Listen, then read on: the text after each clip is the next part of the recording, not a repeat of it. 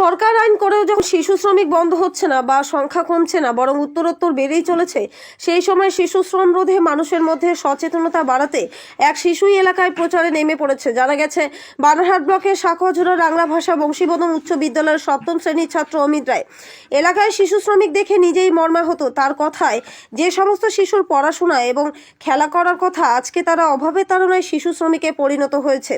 আর এদের অন্যায়ভাবে ব্যবহার করছে এক শ্রেণীর অসাধু মানুষ। সমাজের এই করুণ দৃশ্য ছোট অমিতের মনে দাগ কেটেছে। বুধবার বানারহাট ব্লক অবস্থিত প্রধানপাড়া এবং উত্তর ডাঙ্গাপাড়ার প্রত্যন্ত কিছু এলাকা জুড়ে শিশু শ্রম প্রতিরোধে তার সঙ্গী সাথীদের নিয়ে প্রচার চালায় অমিত। সে জানায়, পারিবারিক অভাবের কারণে অল্প বয়সে শিশুরা আজ শিশু শ্রমে পরিণত হয়েছে। এমনকি হাটবাজার, হোটেল, রেস্তোরাঁয় তাদের ঝুঁকিপূর্ণ কাজে নানা স্থানে দেখা মেলে।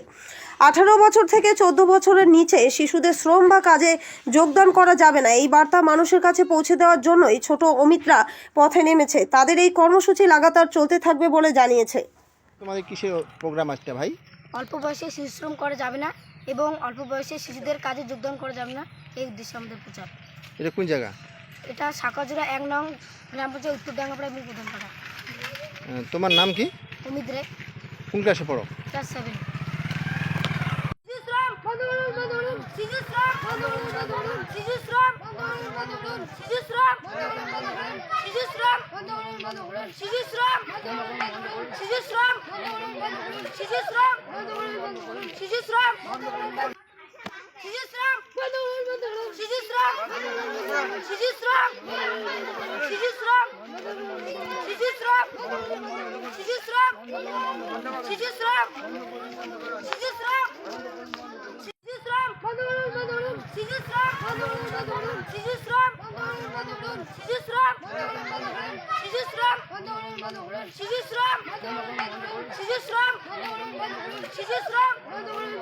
শিশু শ্রম